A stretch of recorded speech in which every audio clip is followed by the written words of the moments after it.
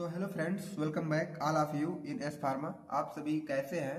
I hope कि आप सभी ठीक ही होंगे। तो फिर हम वही स्टार्ट किए अपना फिजिकल फार्मास्यूटिक्स। आज हम बात करेंगे फिजिकल फार्मास्यूटिक्स के यूनिट नंबर सेकंड के। और ये जो फिजिकल फार्मास्यूटिक्स फर्स्ट है, ये आपको बी फार्म थर्ड सेमेस्टर में पढ़नी होती है। तो सबसे पहले मैं आपको सिलेबस इंट्रो करा दूं। ये हमारी जो यूनिट नंबर फर्स्ट है ऑलरेडी चैनल पर अपलोड हो चुकी है। अगर आप उसे नहीं वॉच किए हैं तो डिस्क्रिप्शन बॉक्स में प्लेलिस्ट को आप चेकआउट कर सकते हैं। नेक्स्ट वाली वीडियो में हम लोग बात आज ये करने जा रहे हैं नेक्स्ट यूनिट का। और नेक्स्ट यूनिट में हम लोग कवर करेंगे state of matter and properties of matter. ठीक है, तो इसमें हम लोग वही देखेंगे कि स्टेट्स ऑफ मैटर क्या होते हैं, change in the state of matter ये क्या होते हैं, एंड रिलेटेड हीट तक ही इस वीडियो में कवर होगा। तो यहाँ से अगर देखा जाए तो 2 मार्क्स के क्वेश्चन ढेर सारे पुटअप किए जाते हैं। तो वीडियो थोड़ी सी इंपॉर्टेंट तो हो ही सकती है, बट थोड़ी सी लेंथी भी हो सकती है। तो वीडियो के लास्ट तक आप लोग जरूर बने रहिएगा। और वीडियो बहुत ही इंटरेस्टेड होने वाली है, ये तो आपको पता ही होगा। ठीक है, तो अब हम स्टार्ट करते हैं अपना स्टेट ऑफ मैटर। वही जो आप class 9th 10th 8th 7th में पढ़ते चले आ रहे हैं कि स्टेट ऑफ मैटर मतलब पदार्थ की अवस्था। ठीक है, वही तो होता है ना हिंदी। तो स्टेट ऑफ मैटर वही आज हम जानेंगे। तो जनरली हम लोग 3 टाइप जानते हैं ना, सॉलिड, लिक्विड, गैस। अब देखो, the state of matter mean the physical form of particles. किसी भी पार्टिकल्स का फिजिकल फॉर्म क्या होता है, वही हम उसी को हम बोलते हैं स्टेट ऑफ मैटर। और किसी भी पार्टिकल का फिजिकल फॉर्म जो है 3 टाइप हो सकता है, एक सॉलिड, एक लिक्विड, एक हमारा गैस हो सकता है। ठीक है, अब हम नेक्स्ट में देखते हैं ये सॉलिड क्या होता है, ये लिक्विड क्या होता है, देन ये गैस क्या होता है। अब देखो सॉलिड क्या होता है। सॉलिड मतलब अगर इसका हिंदी देखा जाए तो सॉलिड मतलब होता है ठोस ना। कोई भी ठोस चीज, जैसे ये पेंसिल है, ये ठोस में आएगी, मतलब सॉलिड में ही आएगी। अब देखो, a solid is a state of matter in which the particles are closely packed together. इसमें जो है, जो मतलब छोटे छोटे मॉलिक्यूल्स या पार्टिकल्स है, ये बहुत क्लोजली पैक होते हैं। क्लोजली का मतलब क्या है कि इनके बीच में अगर देखोगे तो बिल्कुल कोई मतलब पोर्स वगैरह नहीं रहेगा, बहुत ये क्लोजली कांटेक्ट में रहते हैं। ठीक है, and have a strong force of attraction. और इसके बीच का, दो पार्टिकल्स के बीच की जो वो फोर्स ऑफ अट्रैक्शन है, वो बहुत ही तगड़ी या तेजी से होती है, ये समझ लीजिए। Giving it A definite shape and definite volume. और इसमें क्या होता है, जो शेप होता है वह भी डिफिनिट होता है, और जो वैल्यूम होता है वह भी डिफिनिट ही होता है।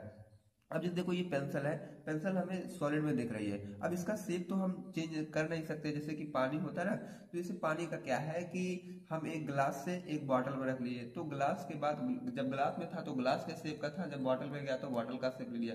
बट पेंसिल क्या है, अपनी ये फिक्स शेप करके ही रहेगी।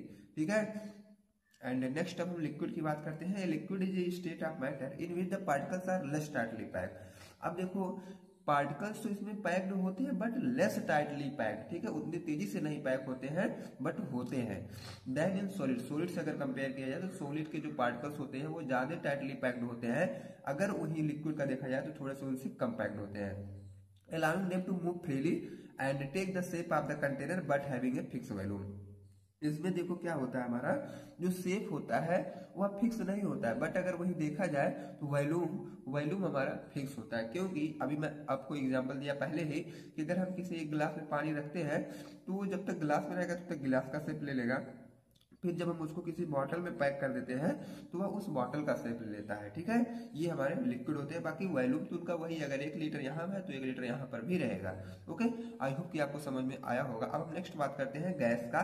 ये gas is a state of matter. ये भी क्या है, मैटर का एक अवस्था स्टेट ही है। In which the particles are far apart and move freely and rapidly in our direction.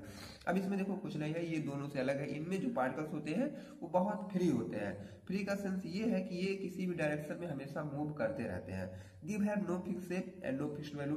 इनके ना तो शेप फिक्स होते हैं ना तो वैल्यूम फिक्स होते हैं, क्योंकि गैस हमेशा उड़ने वाली प्रॉपर्टी अपने अंदर रखता है। ठीक है, तो इसमें जो पार्टिकल्स होते हैं वो क्लोजली पैक भी नहीं होते हैं। एंड नेक्स्ट अब हम लोग प्रॉपर्टीज देख लेते हैं, मैटर की प्रॉपर्टी, जो कि मेन इंपॉर्टेंट है आपके एग्जाम पॉइंट ऑफ व्यू से अगर देखा जाए तो। प्रॉपर्टीज ऑफ मैटर, इसमें आपको देख रहा होगा सीरियल नंबर से, तो सीरियल नंबर एक तरफ लिखा गया, दूसरी तरफ प्रॉपर्टी। और सॉलिड, लिक्विड, गैस। सॉलिड की क्या प्रॉपर्टी है, लिक्विड की क्या प्रॉपर्टी है, देन गैस की क्या प्रॉपर्टी है। तो सबसे पहले हम लोग 10 टाइप से देखेंगे। 10 टाइप का मतलब ये है कि शेप के अकॉर्डिंग, वैल्यूम के अकॉर्डिंग, फ्लूइडिटी के अकॉर्डिंग, रिजिडिटी के अकॉर्डिंग, इंट्रामॉलिक्यूलर फोर्स के अकॉर्डिंग, और इंट्रामॉलिक्यूलर ये फोर्स हो गया इंट्रामॉलिक्यूलर के अकॉर्डिंग, उसके बाद कंप्रेसिबिलिटी के अकॉर्डिंग, उसके बाद डेंसिटी एंड मास के अकॉर्डिंग, उसके बाद सरफेस, उसके बाद फ्लो प्रॉपर्टी। ठीक है, अब देखो क्या है, ये शेप के अकॉर्डिंग अगर देखा जाए तो सॉलिड का शेप फिक्स होता है, लिक्विड का नॉट फिक्स। ठीक है, लिक्विड का शेप नहीं फिक्स होता है। और गैस का भी नहीं फिक्स होता है। देन अब वॉल्यूम की बात की जाए तो इसका वॉल्यूम फिक्स होता है, इसका भी फिक्स होता है और इसका नहीं होता है। फ्लूइडिटी की बात करें तो इसमें फ्लो प्रॉपर्टी होती है, इसमें सॉरी फ्रेंड, इसमें फ्लो प्रॉपर्टी नहीं होती है, इसमें फ्लो प्रॉपर्टी होती है और इसमें भी फ्लो प्रॉपर्टी होती है। रिजिडिटी की बात करें तो सॉलिड रिजिड होता है और लिक्विड नॉट रिजिड होता है और ये भी नॉट रिजिड होता है हमारा गैस भी, ठीक है। अब इंट्रामोलिकुलर की बात करें तो फोर्स की, तो इसमें ये मैक्सिमम होता है और लिक्विड में सॉलिड से कम होता है और गैस में बहुत ही कम होता है, ठीक है। अब देन नेक्स्ट वाले में देखें तो इसमें जो सॉलिड होता है ये बहुत कम होता है और लिक्विड में देखा जाए तो मोर देन सॉलिड, सॉलिड से अगर कंपेयर करेंगे तो उससे ज़्यादा मिलेगा और गैस से इसमें कम रहेगा, ठीक है। कंप्रेसिबिलिटी में देखें तो सॉलिड जो नेग्लिजिबल होता है और लिक्विड थोड़ा सा कंप्रेसिबल होता है और गैस तो हमारे हाई कंप्रेसिबल होते हैं, ठीक है। डेंसिटी एंड मास की बात करें तो इसमें मैक्सिमम होता है और इसमें सॉलिड से कम होता है और गैस में नो डेंसिटी एंड नो मास, ठीक है। एंड सरफेस की बात करें तो बहुत ही कम होता है, वेरी लेस, और लिक्विड में क्या है गैस से कम होता है एंड गैस में क्या है मैक्सिमम सरफेस होता है, ठीक है। अब फ्लो प्रॉपर्टी की बात करें तो मैक्सिमम होता है इसका और ये गैस से इसका कम होता है और इसका हाई फ्लो होता है। अब आई होप कि आपको प्रॉपर्टी भी समझ में आई होगी। अब हम बात करेंगे change in state of matter, आपको सिलेबस के अकॉर्डिंग ही चलनी है। अब हम आ चुके हैं अपने change in state of matter. इससे पहले हम लोगों ने स्टेट ऑफ मैटर देखा, अब प्रॉपर्टी भी देख चुके हैं हम लोग। अब देखेंगे change in state of matter, उसके बाद लेटेंट हीट, उसके बाद हमारा नेक्स्ट हो जाएगा, ठीक है। अब देखो change in state of matter क्या होता है कि मैटर की जो ये स्टेट होते हैं वो कैसे चेंज होते हैं। सबसे पहले तो हम बात करेंगे मेल्टिंग पॉइंट क्या होता है। मेल्टिंग पॉइंट मतलब होता है आपका ये गलनांक बिंदु, जिसको अगर हिंदी में बोला जाए तो गलनांक बिंदु। Melting point is the temperature at which A solid change into liquid. अब कोई भी अगर सॉलिड है जब वो जिस टेम्परेचर पे लिक्विड में चेंज हो रहा है तो उसी को हम लोग बोलते हैं मेल्टिंग पॉइंट, ठीक है। अब मेल्टिंग पॉइंट का मतलब होता है कि पिघलने वाला। अब देखो जैसे कि सॉलिड हमारा कोई बर्फ है, बर्फ का टुकड़ा है, हम इसको थोड़ी सी टेम्परेचर दिए तब जाके वह लिक्विड में चेंज हुआ, तो वही उसी टेम्परेचर को हम लोग मेल्टिंग पॉइंट बोलते हैं, ठीक है। आई होप कि आपको समझ में आया होगा। अब हम बात करेंगे फ्रीजिंग पॉइंट का। फ्रीजिंग पॉइंट क्या होता है? Freezing point is the temperature at which a liquid change into solid. Just उसी का उल्टा है कि अगर आपको कोई सॉलिड दे दिया जाए, अब इसको आपको लिक्विड सॉरी फ्रेंड, अगर आपको लिक्विड दे दिया जाए अब इसको आपको सॉलिड में करना है तो आप इसको टेम्परेचर देंगे और जिस टेम्परेचर पे सॉलिड में हो जाएगा उसको हम लोग फ्रीजिंग पॉइंट बोलते हैं, ठीक है, ताकि ये फ्रीज हो गया है ना। अब वेपराइजेशन की बात करें, vaporization is a process of changing a liquid into gas. अब यहाँ पे क्या है, हमारा कोई भी लिक्विड है जब गैस में कन्वर्ट होगा तो इस प्रोसेस को हम लोग वेपराइजेशन बोलते हैं और इसमें क्या है हम हीट को जरूर अप्लाई करेंगे तभी जाके ये वेपर में कन्वर्ट होगा। अब कंडेंसेशन की बात करते हैं। Condensation is the process of changing A gas into a liquid when it is cold. अब देखो जब कोई भी liquid changing A gas into a liquid, अब देखो जैसे आप लोग कोल्ड ड्रिंक देखे होंगे, कोल्ड ड्रिंक के बॉटल जब आप फ्रीज से निकालते हैं तो उसके ऊपर छोटे छोटे ड्रॉपलेट लगे होते हैं ना, तो वही होता है जो हमारे गैस उसके अंदर भरे होते हैं और कोल्ड ड्रिंक के अंदर हमारे गैस प्रेजेंट होते हैं, आप सभी को पता ही होगा। और वो जो गैस के अंदर प्रेजेंट होते हैं वो धीरे धीरे लिक्विड के फॉर्म ले लेते हैं ना जब वो ठंडे होते हैं, तो इसी को हम लोग बोलते हैं कंडेंसेशन। आई होप कि आपको समझ में आया होगा। अब हम बात करेंगे सब्लिमेशन का। Sublimation is the process in which A solid change directly into gas. यहाँ पे जो सॉलिड होता है ये हमारा डायरेक्टली गैस में चेंज हो जाता है बिना लिक्विड में कन्वर्ट हुए। मीन्स डायरेक्टली जो हमारा सॉलिड होगा गैस में, जैसे कैम्फर होता है ना कपूर, कपूर को आप जलाएंगे तो कपूर आपको सॉलिड फॉर्म में मिलेगी और जब वह जलेगी तो डायरेक्ट गैस बनकर उड़ जाएगी ना कि लिक्विड में चेंज होगी, ठीक है। अब हम डिपोजिशन की बात करें। Deposition is the process in which gas change directly into solid without becoming a liquid in between. अब यहाँ पे गैस चेंज हो रही है डायरेक्ट सॉलिड में बिना लिक्विड में कन्वर्ट हुए, ठीक है, ये हमारा डिपोजिशन होता है। आई होप कि आपको यहाँ तक जरूर समझ में आया होगा। अब हम बात कर लेते हैं लेटेंट हीट का। लेटेंट हीट का अगर हिंदी देखा जाए तो इसको बोलते हैं हम लोग गुप्त उष्मा। गुप्त उष्मा मतलब जो हीट एनर्जी छिपी हुई होती है उसको हम लोग बोलते हैं गुप्त उष्मा। द वर्ड लेटेंट मीन्स क्या होता है? हिडन। ये जो लेटेंट का मतलब होता है ना छिपा हुआ, और छिपा हुआ क्या आपका हीट यहाँ पे छिपा हुआ है।